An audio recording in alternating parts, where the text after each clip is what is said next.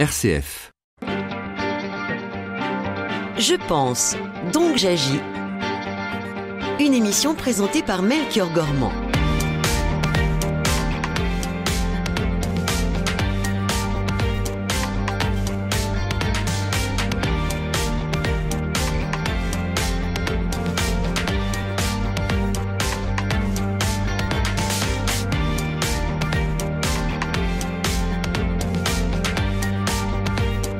Et bienvenue dans la seconde partie de Je pense donc j'agis. Vous l'entendez, nous sommes à la campagne ce matin. Après avoir pensé et réfléchi, passons à l'action tout de suite en parlant de celles et ceux qui partent à la campagne pour entreprendre ou même pour innover. On en discute jusqu'à 11h avec nos deux invités et puis comme chaque jour, vous le savez, avec vos nombreux témoignages. Si vous avez quitté la ville pour aller innover à la campagne, pour aller monter un projet, on a envie de vous entendre ce matin. Vous nous appelez au 04 72 38 20 23 et puis c'est peut-être l'occasion de nous dire si vous avez quitté la ville, si c'est pour des raisons professionnelles. Expliquez-nous pourquoi. 04 72 38 20 23 par mail également, vous le savez, à l'adresse direct@rcf.fr et dans notre groupe Facebook Je pense donc j'agis.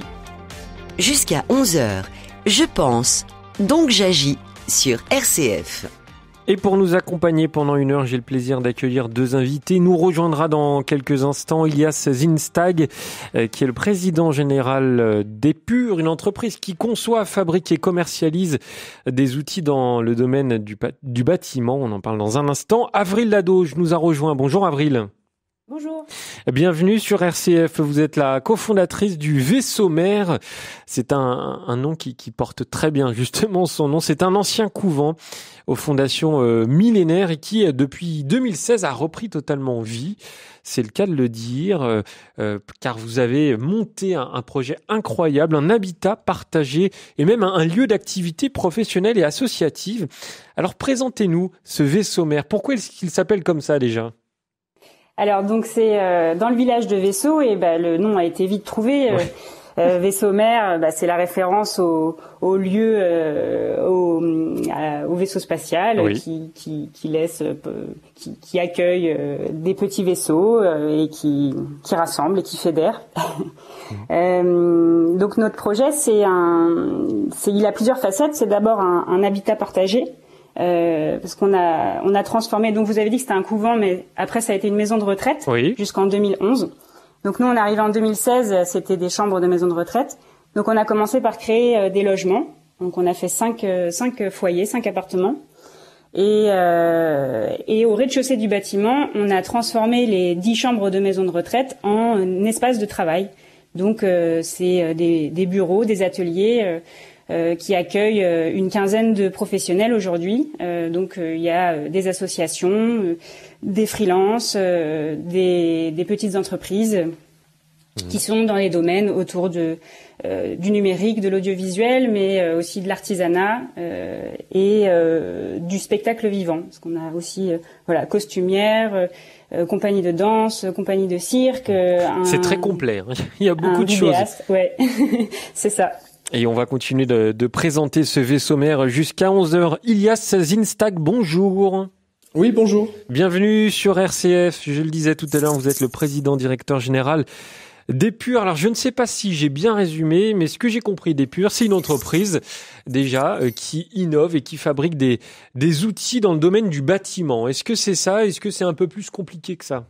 Non, pas du tout. C'est tout à fait ça. Au fait, nous, le concept qu'on amène au sein des outils du bâtiment, c'est d'allier le portatif et le numérique dans des outils. Et c'est vrai que ça, jusque-là, il y avait d'un côté, vous pouvez avoir des visseuses, des scies circulaires, des défonceuses, des burineurs, des perforateurs, enfin tous les outils électroportatifs que les artisans du bâtiment utilisent au quotidien. Ça, c'est un côté. Et puis après, de l'autre, il y a un peu des robots. Alors les robots, ils sont présents plus vraiment en charpente, dans les zones métiers du bâtiment. Pour l'instant, la robotique stationnaire, elle est moins développée, mais en charpente, par contre, ça fait au moins 20 ans que la robotique stationnaire est bien installée.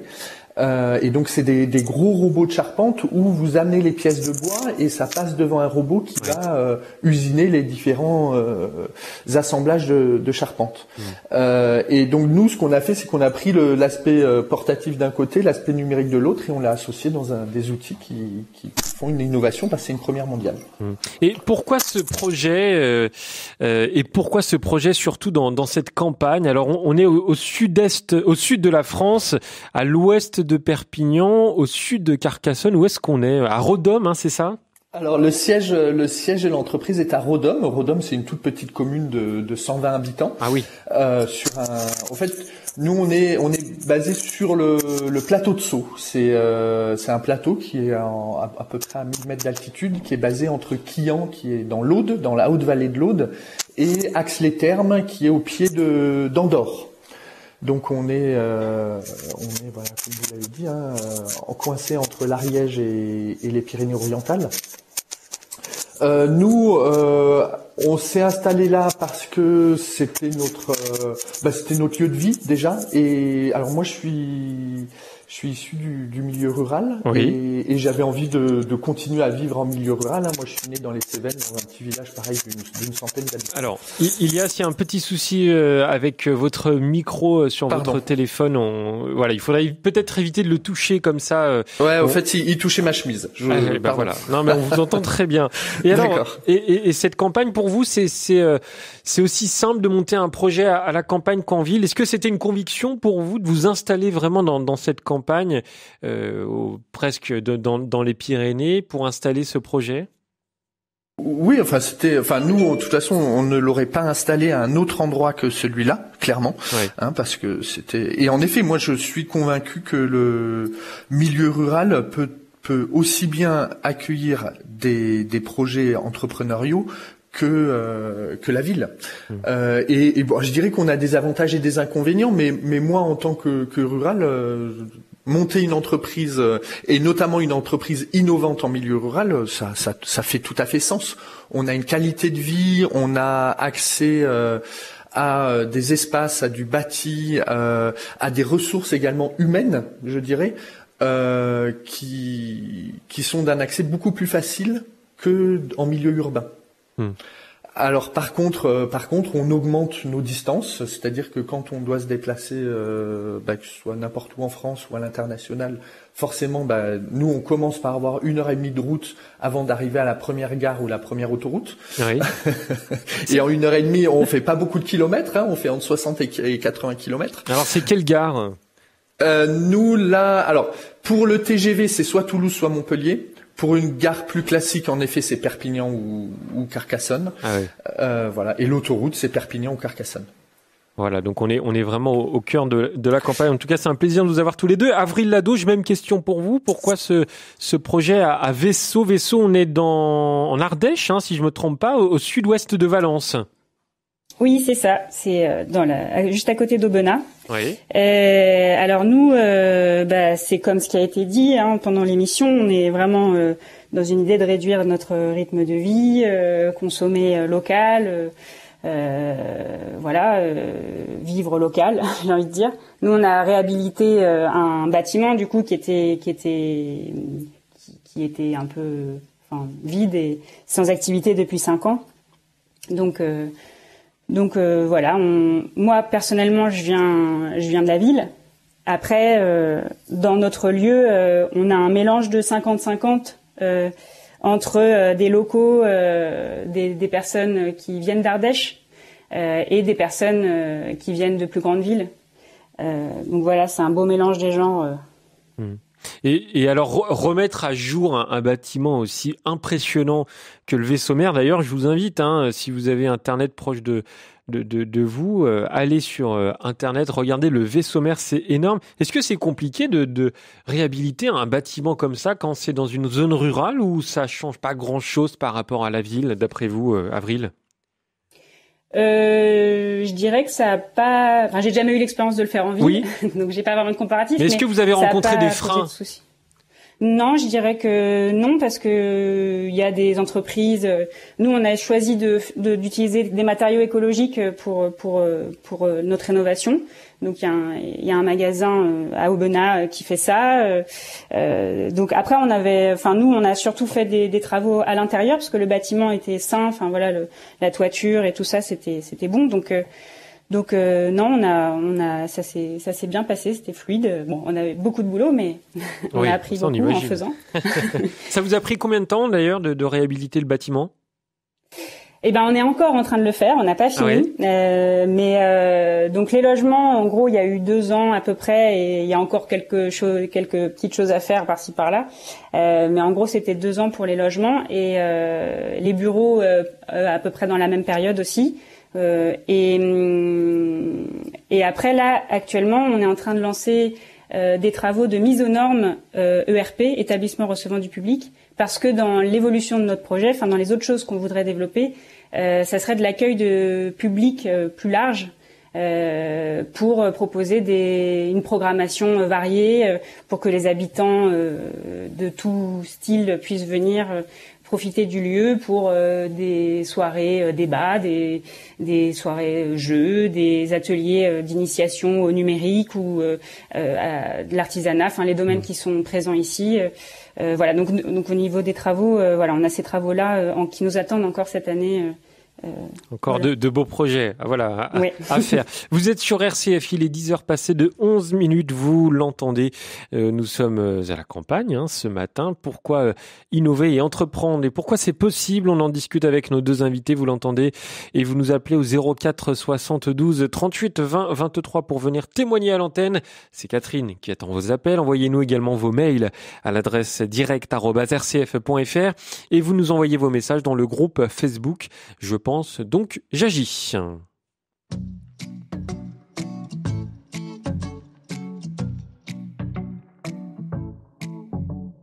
Ça fait longtemps que j'ai pas pu me reposer, que j'ai pas su me distraire. Ça fait longtemps que j'ai pas posé sous mes pieds le calme des rivières. Ça fait longtemps que je sens le vent se lever et moi je prends la poussière. Pas vu le temps qui pourtant passait sous mon nez. Qu'est-ce qu'on a tant à faire? Pourquoi la terre tourne sans s'arrêter et pourquoi je cours derrière?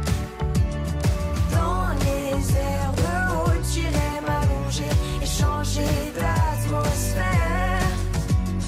Pourquoi la terre ne fait que se répéter et l'on ne sait plus se taire? Dans les herbes hautes, allons s'allonger et changer d'atmosphère.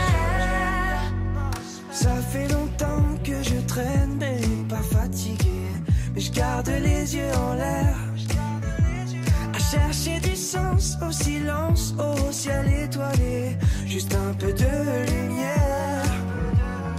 Ça fait longtemps que le temps veut nous rassembler et quand l'amour nous resserre, on oublie nos peurs, nos erreurs, on commence à chanter partout dans l'univers. Oh, pourquoi la terre tourne sans s'arrêter et pourquoi je cours derrière?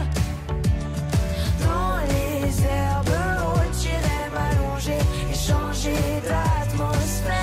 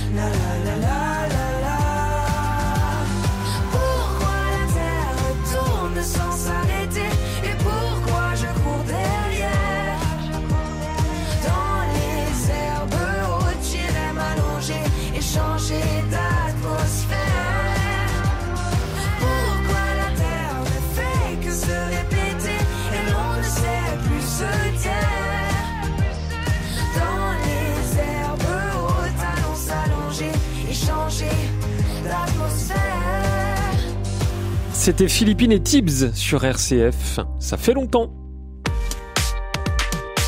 Je pense, donc j'agis. Une émission présentée par Melchior Gormand. Et en direct jusqu'à 11h avec nos deux invités, Ilias Zinstag, vous êtes le président directeur général d'Épure, et puis Avril Ladoge, vous êtes la cofondatrice du V-Sommaire. Innover et entreprendre à la campagne, c'est possible. On en parle jusqu'à 11h, toujours avec vos témoignages au 04 72 38 20 23. Venez nous raconter si vous avez quitté la ville pour aller entreprendre à la campagne, ou si vous avez monté votre entreprise, ou si vous êtes en plein projet professionnel. Envoyez-nous également vos témoignages par mail à l'adresse direct@rcf.fr. C'est ce qu'a fait Sophie, qui nous dit: le milieu rural offre de plus en plus de possibilités et se réinvente au fur et à mesure. Les structures d'apprentissage se développent, ainsi que celles culturelles. Bien entendu, elles restent minoritaires face à celles de la ville, mais elles existent quand même plus ou moins selon les lieux. Merci Sophie pour ce mail. Ilias Zinstag, est-ce que vous, en tant que personne rurale, vous avez toujours vécu à la campagne, est-ce que vous avez l'impression que des citadins quittent la ville pour aller vivre à la campagne? Est-ce que ça arrive de plus en plus, ça? Alors, je ne sais pas si ça arrive de plus en plus, parce que statistiquement quand même, enfin dans les stats qu'on peut avoir des géographes, etc., en gros on apprend quand même que c'est plutôt les périphéries des villes, ou les grandes périphéries des villes, qui ont tendance à gagner des habitants au jour d'aujourd'hui, plutôt que la campagne profonde telle que nous on peut la vivre. Oui. Mais par contre, ça me paraît évident qu'en tout cas il y a certains attraits. Et que nous, on a sur notre territoire, là où on habite, on a des gens qui sont venus de la ville pour y trouver la qualité de vie qu'on peut y trouver ici. Et par exemple, que ce soit au niveau de la gestion directe d'une école, l'investissement dans la vie locale publique, en effet l'accès au circuit court de manière très courte pour le coup, parce que les producteurs sont vos voisins, et puis après pour simplement un environnement de vie qui est très calme, qui est en lien avec la nature, où vous pouvez aussi avoir des activités sportives pareil au sein de la nature, dans un environnement préservé. Tous ces éléments-là sont des arguments pour certains citadins pour faire un retour à la nature. Et oui, allez-y. Voilà. Après, je sais pas si c'est un mouvement. En tout cas, moi, je constate pas de mouvement de fond, mais il existe toujours des profils de ce type-là qui cherchent des opportunités en milieu rural. Et nous, les gens qu'on a pu recruter au sein de notre entreprise étaient souvent des profils de ce type-là. Et après, nous, on a des candidatures spontanées de gens qui nous disent: on a envie de venir travailler chez vous du fait de votre localisation géographique. Bon, après, il y a aussi la philosophie de l'entreprise, etc., qui compte aussi pour ces gens-là. Mais déjà, juste notre localisation géographique est un vrai argument. Alors justement, parlons de cette philosophie d'entreprise. Qu'est-ce qu'elle a de particulier, cette philosophie d'entreprise, pour que des personnes aient envie de la rejoindre, et même de quitter la ville pour aller à la campagne pour bosser avec vous? Alors, disons que nous, au fait, ce qu'on dit souvent, moi j'ai un cofondateur, Pierre Justy, avec qui on a cofondé l'entreprise, et ce qu'on dit souvent aux gens qui travaillent avec nous, c'est qu'on a envie de leur offrir les conditions de travail que nous, on aimerait bien ou on aurait bien aimé avoir en tant que salarié. Voilà. Et donc nous, on essaye de pas avoir un fonctionnement pyramidal, parce qu'il nous paraît pas pertinent et pas le plus efficace en rapport aux objectifs qu'on se donne. Et on a besoin de beaucoup plus se baser sur la confiance qu'on transmet à nos salariés, pour qu'eux se sentent bien et autonomes dans leur travail. Et on pense que c'est aussi dans ce cadre-là qui nous donneront le meilleur à nous, à notre entreprise et aux projets communs que du coup on porte avec eux. Et donc c'est un fonctionnement qui est très horizontal aussi, où on essaye d'avoir un partage de l'information en interne, pour que tout le monde ait un minimum d'informations sur les activités des autres, et puisse aussi avoir un peu une vision globale des activités de l'entreprise. Et pour qu'on soit pas chacun de nous cloisonné dans nos spécialités. Avril Ladoge, ça vous parle ce que nous raconte Ilia sur ces valeurs d'entreprise? Est-ce que vous êtes complémentaires pour ça tous les deux? Ben oui, ça me parle beaucoup. Chez nous, les gens nous rejoignent d'abord pour la convivialité du lieu, parce qu'en général, les personnes qui sont là, c'est des gens qui travaillaient seuls chez eux, en général, qui du coup profitent d'un cadre magnifique à la campagne, etc. Mais de travailler seul chez soi, c'est quand même pas marrant. Oui. Et voilà, donc nous dans notre espace, on a l'ancien réfectoire du couvent et de la maison de retraite. C'est le foyer un peu central dans lequel on prend nos repas, on échange, et donc il y a aussi toute une synergie entre les professionnels, aussi au niveau des projets. Donc par exemple, on a Tiny Music, c'est un compositeur de musique de film qui a travaillé avec le vidéaste sur certaines vidéos, ou le vidéaste qui a fait la vidéo de promotion de la Savonnière, l'illustratrice qui travaille avec le vidéaste. Enfin voilà, donc il y a toute une synergie qui se fait, et c'est aussi ça, je pense, la force de notre espace. Et après, une des particularités aussi de chez nous, c'est que donc au départ, quand on a commencé à proposer des espaces de travail, notre idée, c'était d'avoir juste un espace de coworking, donc un bureau partagé. Et c'est justement le vidéaste Victor qui était intéressé par un espace, mais qui avait besoin de s'isoler, enfin de pouvoir se mettre dans le noir pour travailler ses vidéos, etc. Donc un open space, ça lui convenait pas. Et donc on avait encore des chambres de maison de retraite sous le coude. Donc on lui a dit, si tu veux, on peut te proposer cet espace, et en échange de 4 mois de loyer, tu peux faire le bureau qui te plaît, quoi. Enfin voilà, on lui offrait une enveloppe pour rénover. Et en fait, les 9 autres bureaux se sont faits comme ça. Donc voilà, une des forces aussi, c'est que chacun a fait son espace de travail comme il l'entendait. Et par exemple, le compositeur de musique Florian, dont je parlais tout à l'heure, lui, il a transformé la salle de bain qu'il y avait dans son espace en un studio d'enregistrement tout en sonorisé. Enfin voilà, donc chacun a son petit espace bien à lui et confortable. Alors, c'est très cliché et je suis désolé d'avance, et moi je suis un gars de la ville, hein, donc la campagne, je la connais pas vraiment, mais est-ce que d'après vous, travailler à la campagne, innover, entreprendre à la campagne, ça inspire un peu plus qu'être en ville, Ilia Zinstag? C'est dur de répondre, ça. Ouais, comment ça, inspirer plus? Non, enfin, je sais pas si on est inspirant pour les autres, mais bon, alors déjà, nous, de fait, quand même, quand vous êtes à la campagne, ou en tout cas chez nous, si vous créez pas votre activité, vous aurez du mal à accéder à l'emploi. Ça, c'est une première remarque qui fait que, de fait, une fois que vous habitez chez nous, bon, oui. Soit vous créez une entreprise et du coup, vous créez votre propre activité, et en plus, je pense qu'en milieu rural, il y a de fortes chances que ça marche, parce que vos clients sont aussi vos voisins au début. Vous avez un lien direct avec eux, et si vous avez un service à vendre ou un produit à vendre, vous pouvez déjà aller leur proposer, et il est fort probable que parmi vos voisins, il y en ait qui sont intéressés, qui vous achètent vos produits ou votre service. Après, je sais pas si on est, un exemple là-dessus. Enfin, après, pour d'autres gens vivant à la campagne, oui, je pense qu'on est des modèles inspirants. Après, je sais pas par rapport à des citadins qui profitent aussi parce qu'il y a aussi des... Il y a des avantages. C'est ce que vous disiez tout à l'heure. À vivre en ville, bien sûr. Ouais, c'est évident. Enfin, vous avez une proximité d'un certain nombre de services, aussi par rapport du coup aux déplacements et aux transports qui sont largement simplifiés. Voilà, il y a aussi, et puis vous avez une richesse sociale aussi que nous on n'a pas forcément. C'est-à-dire que vous avez une mixité.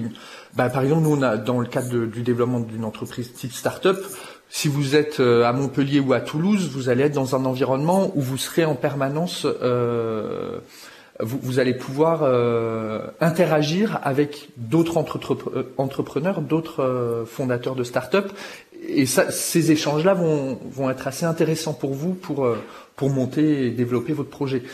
Nous, dans notre cas, c'est vrai que des fois, on est un peu tout seul et on se sent un petit peu loin de ces dynamiques-là. Donc, il faut pallier à ça d'autres manières, en créant du lien différemment, en étant prêt du coup à se déplacer pour aller voir ces gens-là là où ils se trouvent, etc. Et pour vous, Avril Ladauge, vu que vous venez de la ville, c'est ce que vous nous racontiez tout à l'heure, est-ce que quand vous êtes parti à Vaisseau pour créer ce vaisseau mère, est-ce que ça en a inspiré plus d'un? Est-ce que vous avez eu l'impression que vous étiez vraiment inspirante aux yeux des autres? Inspirante, je sais pas, mais en tout cas, ce qu'on constate, c'est qu'il y a, on est quand même contacté par pas mal de gens qui veulent porter ce genre de projet, et notamment, il y a un réseau qui s'appelle la Tram en Ardèche. C'est un réseau de tiers-lieux comme nous, donc c'est un réseau très actif qui nous a beaucoup aidé aussi à se construire parce qu'on partage nos problématiques, ce qu'on traverse. Donc ça, c'est quelque chose d'important. Et après, au niveau de, moi, à titre personnel, c'est clair que aller marcher, quand on est à court d'idées et aller marcher dans les bois, ça reste ça quand même inspire. plus sympa qu'aller marcher sur le bitume, j'avoue. Voilà. Un message de Xavier. Je ne comprends pas qu'on fasse la distinction entre entrepreneuriat de ville et entrepreneuriat de campagne. Il s'agit des mêmes enjeux et des mêmes problématiques. J'ai l'impression qu'en faisant cette distinction, on effraie de potentiels futurs campagnards de passer ce cap et on se fait une image de l'entrepreneuriat à la campagne, une fausse image de l'entrepreneuriat à la campagne. Ilias Instad, que pensez-vous de cette réaction de Xavier? Est-ce que, en effet, on se dit, on va entreprendre à la campagne, ça va être hyper compliqué, ou on peut penser ça facilement? Alors, moi, je pense au contraire. Moi, j'ai plutôt vu notre installation à la campagne comme un atout plutôt que comme une contrainte. Bon, après, ça vient peut-être de mon histoire personnelle et de ma motivation à vivre dans ces conditions-là. Et je dirais que le problème, au départ, il vient de là. C'est-à-dire que vous avez quand même pas la même vie, pas tout à fait la même vie à la campagne qu'à la ville. Voilà, ça c'est un fait. Et du coup, forcément, les conditions d'entrepreneuriat ne sont pas les mêmes. Après, je dirais pas qu'à la campagne c'est difficile et qu'en ville c'est facile. Voilà, c'est vraiment il y a des avantages et des inconvénients dans chacun de ces choix-là. Après, lequel dans l'absolu est le plus compliqué ou le plus facile, je dirais ça dépend surtout de vos convictions et de ce que vous avez envie de faire. Et nous, avec Pierre, notre choix, c'était clairement de vivre à la campagne, parce que pour moi, la campagne, c'est quand même un espace de liberté où vous pouvez exprimer vos envies, vos motivations, à travers le montage de projets. Moi, en 8 ans, j'ai monté 3 entreprises. J'ai aidé d'autres voisins, copains entrepreneurs à monter leurs projets aussi, parce que c'est des espaces, comme je disais, ce sont vraiment des espaces de liberté où il y a moins d'activités qui existent déjà et où il y a beaucoup plus du coup de choses à faire. Et souvent, il y a aussi plus de place, alors que ce soit, je dirais, physiquement, c'est-à-dire il y a plus de bâtiments disponibles, il y a plus de terrains disponibles, il y a plus de matériellement, il y a plus de choses disponibles et plus facilement accessibles. Et puis après, de fait, vous êtes aussi pour moi dans un environnement qui favorise aussi un peu la créativité et l'envie de développer des activités. Et pour les habitants, en l'occurrence Ilias de Rodom, vous voir arriver, monter cette entreprise qui est quand même pionnière en termes de technologie, qu'est-ce que ça leur a fait à ces habitants? Est-ce qu'ils étaient heureux de vous voir arriver, de vous voir entreprendre, innover vraiment dans leur territoire, vraiment au plus proche des gens? Oui, je pense qu'il y a une vraie fierté d'avoir cette entreprise-là sur leur territoire. Parce que c'est quand même chez eux, hein, il y a en milieu rural, il y a ce sentiment d'appartenance à un territoire, enfin, ou en tout cas, non, on a l'impression que ce territoire nous appartient. Ouais. Ce sont nos terres. Voilà, c'est nos terres, c'est chez nous, quoi. Ici, c'est chez moi. Voilà, ça, c'est un sentiment très fort en milieu rural. Mais du coup, alors, donc au début, ils vous voient quand même un petit peu comme des ovnis. Vous êtes un peu des choses qui sortent de l'ordinaire et les gens vous regardent un peu de travers. Vous leur faites pas peur, mais ils se disent c'est quoi ces hurluberlus qui sont venus s'installer à la campagne. Mais après, il y a vraiment un sentiment, une fois que l'entreprise, le projet commence à être connu, etc. Ouais. Il y a vraiment un sentiment de fierté, de dire non, mais c'est mon territoire, c'est chez moi que ça se passe. Et qu'il y a ce truc-là dont je vais lire un article dans le journal. C'est aussi, ça apporte aussi une notoriété au territoire dont les habitants sont très fiers. On continue d'en parler ensemble en direct jusqu'à 11h dans Je pense, donc j'agis toujours avec vous deux. Ilias Zinstag et Avril Ladoge. Vous continuez également de nous appeler au 04 72 38 20 23 pour venir témoigner à l'antenne. Laissez-nous également vos témoignages par mail à l'adresse direct@rcf.fr. Je pense, donc j'agis. Une émission présentée par Melchior Gormand. Et avec nos deux invités, Ilias Zinstag, je rappelle que vous êtes le président directeur général d'Épure, et Avril Ladoge, vous êtes la cofondatrice du Vaisseau Mère. Je vais vous poser la même question, Avril, parce que c'est vrai que voir un bâtiment réhabilité, en général, ça fait plutôt plaisir aux habitants. Qu'en est-il des habitants de Vaisseau en Ardèche quand ils ont pris connaissance de ce projet de réhabilitation du Vaisseau, enfin de cette ancienne maison de retraite finalement? Alors oui, nous c'était du coup un bâtiment très important dans le village, hein, parce que c'est quand même 2000 mètres carrés, juste à côté de l'église. On est en plein cœur du village, et la maison de retraite, elle était aussi très importante dans le cœur des gens, parce que il y a beaucoup de gens qui y travaillaient. Il y a une histoire. Voilà, il y a toute une histoire, ou des gens qui avaient leurs aînés qui étaient là. Enfin, donc c'était pas rien, hein, comme bâtiment pour les gens. Donc quand ils nous ont vu arriver, je pense un peu comme ce qui a été dit, c'était un peu les extraterrestres, et qu'est-ce qu'ils vont faire de notre bâtiment. En même temps, avec ce nom Vaisseau, oui, on a l'impression qu'on est dans Star Wars. C'est ça. Donc une fois qu'on a lancé le projet, tout ça, on a essayé de communiquer au maximum, essayer d'expliquer ce qu'on voulait faire. Il y a notamment des habitants très proches qui nous ont rejoints, en fait, dans les espaces de travail.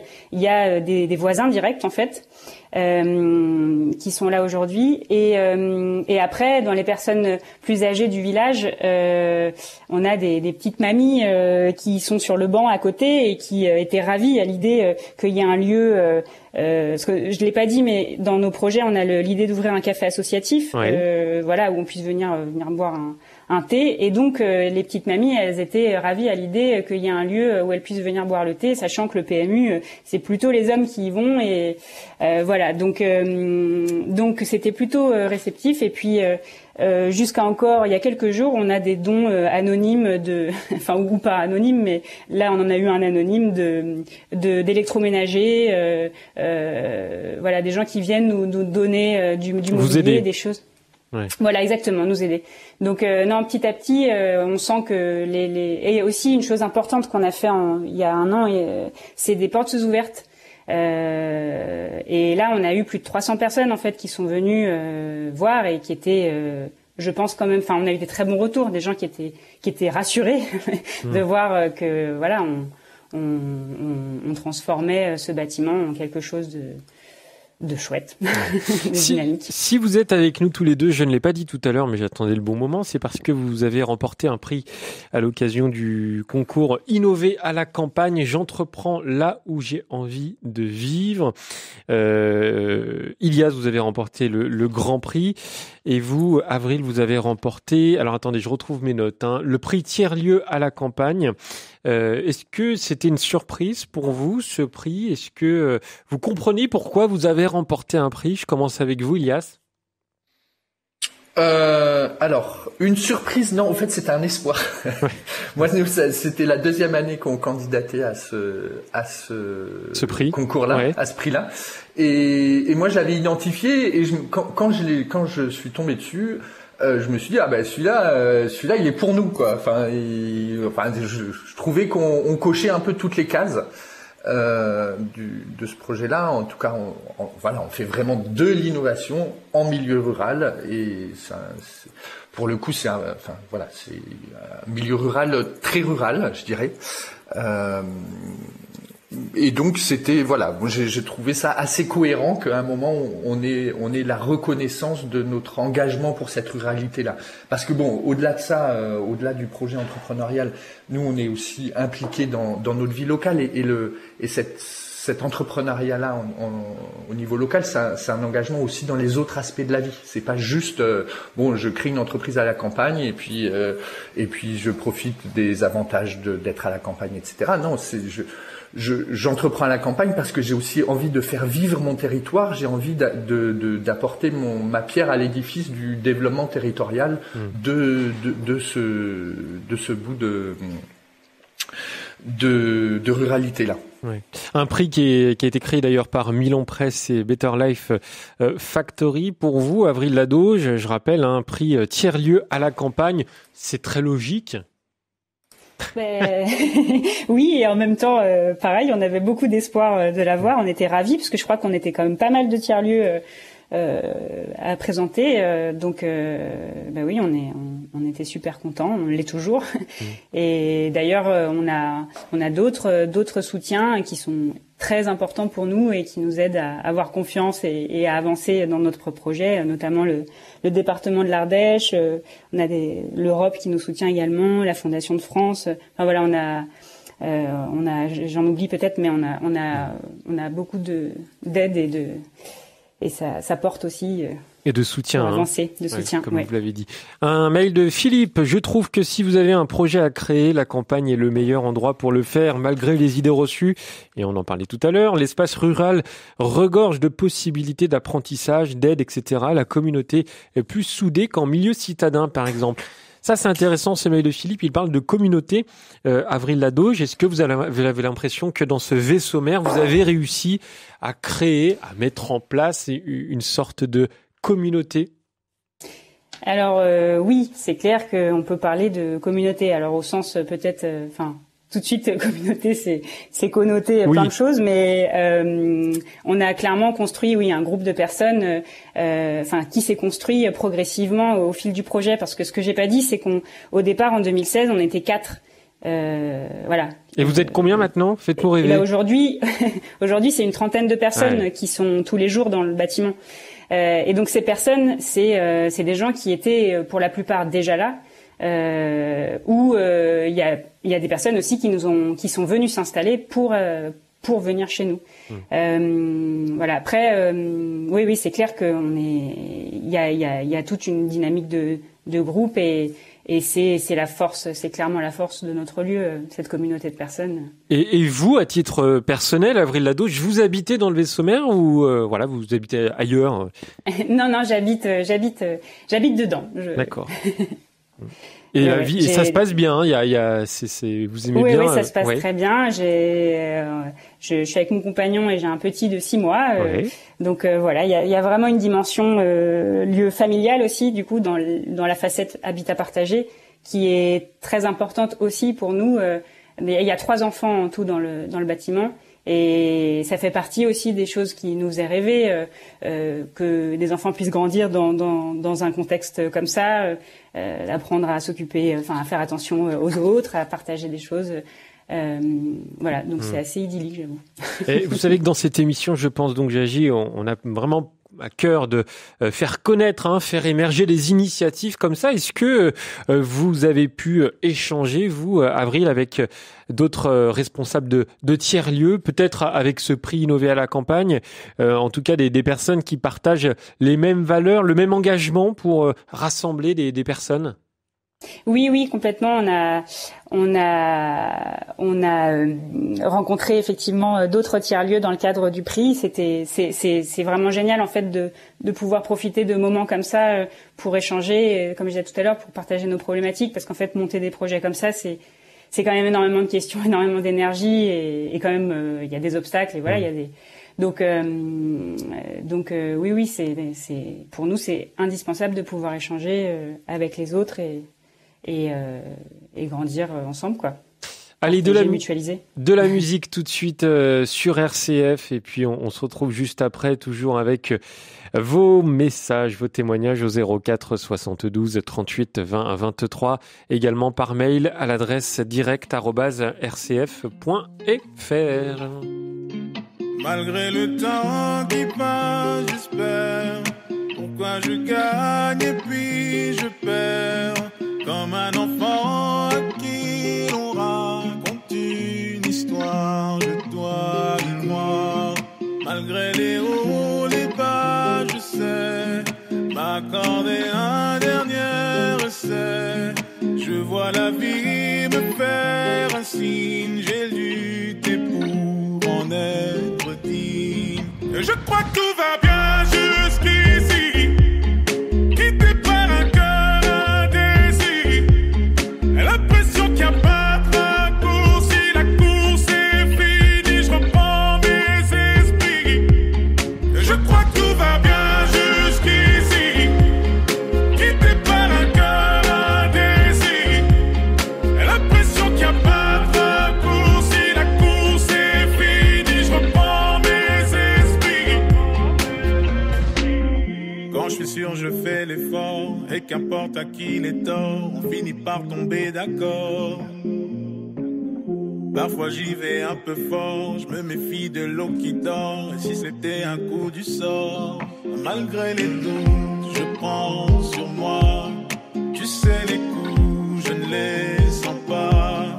Je me relève, je ne tremble pas. Je vis, je vois, ne t'en fais pas. Et je crois que tout va bien jusqu'ici. Quitté par un cœur indécis. Et l'impression qu'il n'y a pas de raccourci. La course est finie, je reprends mes esprits. Et je crois que tout va bien jusqu'ici. Quitté par un cœur indécis. Et l'impression qu'il n'y a pas de raccourci. La course est finie, je reprends mes esprits. Suis-moi, suis-moi. Suis-moi, suis-moi. Suis-moi, suis-moi. Suis-moi, suis-moi. Malgré les doutes, je prends sur moi. Tu sais les coups, je ne les sens pas. Je me relève, je ne tremble pas. Je vis, je vois, ne t'en fais pas. Et je crois que tout va bien jusqu'ici. Quitté par un cœur indécis. Et l'impression qu'il n'y a pas de raccourci. La course est finie, je reprends mes esprits. Et je crois que tout va bien jusqu'ici. Quitté par un cœur indécis. Et l'impression qu'il n'y a pas de raccourci. La course est finie, je reprends mes esprits. Suis-moi, suis-moi. Suis-moi, suis-moi. Suis-moi, suis-moi. Suis-moi, suis-moi. Je crois que tout va bien jusqu'ici. Je reprends mes esprits. Je crois que tout va bien jusqu'ici. Je reprends mes esprits. C'était Gims sur RCF. Jusqu'ici, tout va bien. Je pense, donc j'agis. Une émission présentée par Melchior Gormand. Et en direct, toujours, comme chaque jour d'ailleurs, jusqu'à 11h, avec nos deux invités. Je rappelle leur nom. Yazine Stag, vous êtes le président-directeur général d'Épure. Je rappelle que c'est une entreprise qui conçoit, qui fabrique et commercialise des outils dans le domaine du bâtiment. D'ailleurs, je vais vous demander quelques explications dans quelques instants. Avril Ladoge, vous êtes également avec nous. Vous êtes la cofondatrice du Vaisseau Mère. C'est un ancien couvent aux fondations millénaires, vous nous l'avez présenté tout à l'heure, et qui reprend vie au cœur du village de Vaisseau, c'est en Ardèche. Alors, Ilias, j'aimerais que vous nous expliquiez un peu mieux, peut-être, car j'ai eu quelques messages d'auditeurs qui ne comprennent pas vraiment, mais c'est normal puisqu'on touche quand même à la technologie, à la haute technologie presque, à la robotique aussi. On est dans la robotique, ouais. Ouais. Alors, qu'est-ce que vous faites? Alors, juste, moi, je fais un petit retour en arrière. Oui. Mon associé et moi-même, on était charpentiers. Oui. On était artisans, donc, sur ce territoire rural où on travaillait ensemble. Et une fois sur un chantier de charpente, où on montait un bâtiment en poteau-poutre, on avait beaucoup de liens. Un lien, c'est une pièce de bois qui va faire qu'un angle droit entre deux pièces de bois va être solide et ne pourra plus changer de position. Ouais. Voilà. Ok. C'est un contreventement en termes techniques. Et ces liens, ils ont un usinage qui s'appelle un tenon à chaque extrémité, et ce tenon va venir rentrer ou pénétrer une mortaise qui sera dans les deux pièces de bois bloquées. Voilà. Et donc, du coup, c'est du travail de la matière. Hein. Vous prenez une pièce de bois et vous allez, dans cette pièce de bois, créer une forme que vous souhaitez avoir. Nous, on adorait ce travail-là, le travail de la matière. Mais par contre, il arrive dans certains cas, quand vous faites un gros chantier, que du coup, des liens, par exemple, vous en avez 70 à créer, qui sont parfaitement identiques. Et c'est vrai que dans le travail répétitif, du coup, nous, on trouvait moins de plaisir au travail de la matière, parce que c'était très répétitif. Et c'est là où on s'est dit, non mais, du coup, ce serait intéressant de disposer d'un outil qui nous permette d'automatiser ça.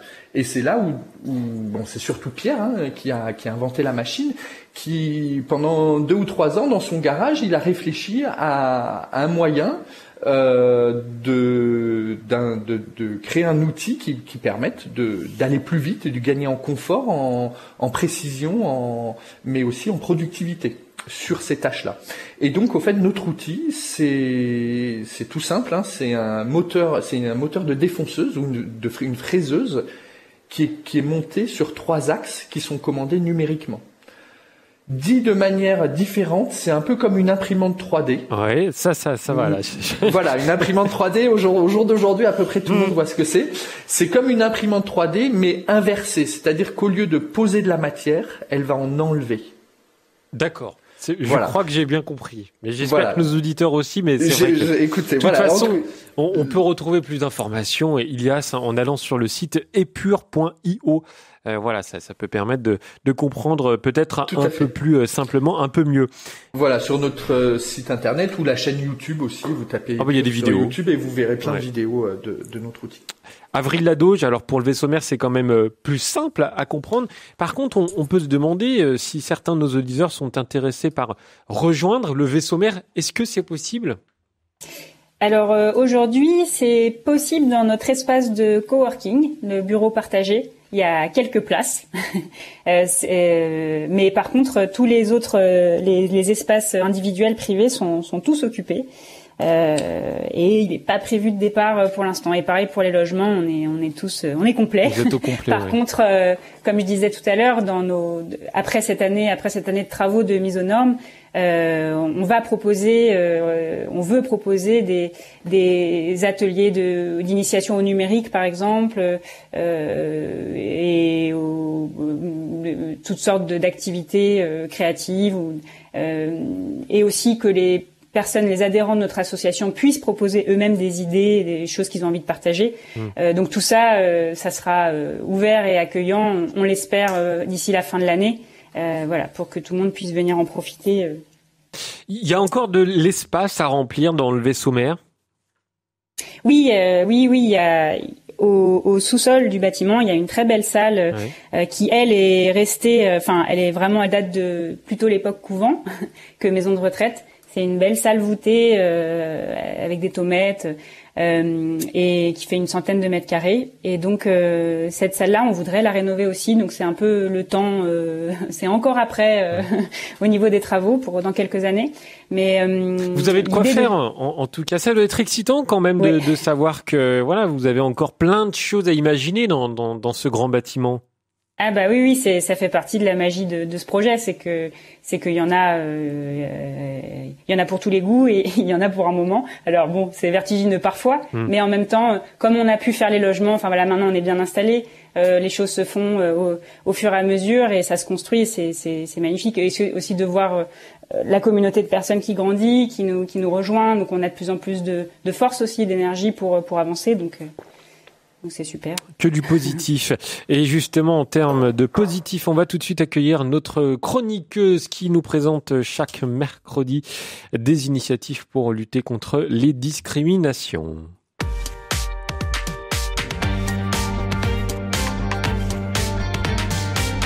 Et hop, direction la ville Marseille pour retrouver Maude de Bourquenay. Bonjour Maude. Bonjour Melchior, bonjour à tous. Et pour une fois, c'est une discrimination, une lutte contre les discriminations qui se trouve à Marseille. Vous restez chez vous ? Oui, tout à fait, je reste ici. Alors aujourd'hui, je tenais à vous parler des actions de l'association ACLM, association culturelle d'espaces lecture et écriture en Méditerranée. Depuis plus de 20 ans, elle gère 8 espaces lecture à Marseille, des structures de proximité implantées au cœur des cités, alors dans les cités d'Herbel, Alval-Barrel, le Plan d'Aou, la Savine, la Solidarité, la Viste, Saint-Mauron et encore Valplan. Une manière de compenser le manque de bibliothèques ou de médiathèques dans des quartiers populaires, que ce soit au nord de Marseille mais aussi au sud-est. Car oui, l'accès à la lecture crée des inégalités entre les quartiers et de fait les écoles. Et l'association ACLM a décidé même d'aller encore plus loin. En plus de ces espaces lecture, elle propose ce qu'elle appelle des Ideas Box, des boîtes à idées. Qu'est-ce que c'est que ça ? Eh bien, ce sont des médiathèques nomades hors les murs. L'association se rend dans les quartiers et y installe ses différentes boîtes. Il y a 4 thèmes. Un module bibliothèque dans lequel on trouve des livres. Un module multimédia avec de nombreux outils numériques, tablettes, ordinateurs, appareils photo, caméras. Un module cinéma aussi qui prévoit un écran pour organiser des projections extérieures. Et enfin, un module créatif, jeux de société, fournitures pour réaliser des créations. Et comment l'association utilise tous ces outils, Maude ? Alors pendant les vacances, elle s'installe donc dans les quartiers le temps d'un après-midi. Elle installe des tables, des chaises et ses différentes activités donc organisées en 4 modules. Ça crée une sorte de médiathèque éphémère, un pôle culturel où les habitants et les familles peuvent se rendre librement, s'installer et participer aux activités. Alors ça, l'association l'a fait pendant les vacances d'été et va le refaire pendant les vacances de février, si la situation sanitaire le permet évidemment. En attendant, l'association fait la même chose mais dans un cadre scolaire, c'est-à-dire que ce sont les enseignants qui amènent les enfants pour participer à ces activités. À travers ces actions, l'association ACLM essaie d'apporter la culture dans les quartiers situés loin des bibliothèques ou médiathèques. Elle cherche à sensibiliser le public à la lecture, à l'écriture, mais aussi lutter contre les inégalités d'une école à l'autre selon le quartier dans lequel vous vivez. Eh bien voilà, une belle initiative à mettre en avant ce matin dans Je pense. Donc j'agis l'association ACLM. On pourra retrouver plus d'informations, Maude, sur le site rcf.fr. Maude, partir à la campagne, parce que vous habitez Marseille, hein, est-ce que c'est un souhait pour vous ? Pour entreprendre. Je l'ai déjà fait en fait. Ah bon ? Pour la petite histoire, oui, j'ai déménagé un petit peu au nord de Marseille, un petit peu plus près de la nature, on va dire. Donc oui, je fais partie de ces gens-là. Donc vous travaillez à la campagne ? Enfin, non, je travaille à la ville. Enfin bref, on s'est compris. On s'y perd. Merci oui, Maude. Voilà, on s'est compris. À bientôt. À dans une semaine avec plaisir. Allez, on arrive à la fin de cette émission. Toujours avec vous deux, Ilias Zinstag et Avril Ladoge. Avril, vous avez dit tout à l'heure que dans le vaisseau mère, il y avait un début de tissu associatif, évidemment pour accueillir des associations. C'est important aussi pour vous, pour vos valeurs, pour votre engagement, d'accueillir des personnes qui s'engagent pour aider les autres ? Oui, bien sûr, ça fait partie de notre état d'esprit depuis le départ dans ce projet et oui, accueillir des associations qui sont des acteurs très importants du territoire. Là, on a 2 associations qui ont une dizaine d'années en Ardèche, une association qui c'est une école de cirque sociale, voilà, donc qui utilise le cirque pour faire plein de choses et une association qui s'appelle, donc c'est l'Art d'Enfer, l'association de cirque, et puis Résonance, c'est un média participatif. Eux, ils utilisent l'audiovisuel et la vidéo pour faire monter en compétence des jeunes, etc. Donc oui, c'est ce genre d'association, pour nous c'est très important qu'elles trouvent leur place parmi nous et qu'elles nous apportent aussi leur énergie et leurs valeurs. Elles auront toujours leur place dans le vaisseau mère, hein, c'est ce qu'on comprend aussi. Exactement. Ilias Zinstag, par rapport à votre entreprise Épure, vous avez des clients dans votre région uniquement ou partout en France et même à l'international ? Alors, nous, on est très fiers d'avoir notre premier client depuis octobre dernier dans notre région qui est l'Occitanie. Mais non, sinon, nous, principalement, nos clients sont plutôt en dehors de la région. Donc, oui. Au jour d'aujourd'hui, on a des clients sur l'ensemble du territoire national. Il y a une machine qui est partie également en Martinique. Il y en a peut-être une prochainement qui partira à La Réunion. Et pour l'instant, on n'a pas vendu de machine à l'étranger, même si on a commencé à faire un peu des salons. Un des premiers salons à l'international qu'on a fait, c'était il y a un an, pile, en Allemagne. Mais j'avoue que les conditions sanitaires ont freiné quand même nos velléités d'export. C'est quand même beaucoup plus compliqué et c'est vrai que cette stratégie-là, elle s'appuyait quand même pas mal sur les salons et au jour d'aujourd'hui, il n'y a plus de salons ni en France ni à l'étranger. Donc pour l'instant, on va dire c'est ralenti.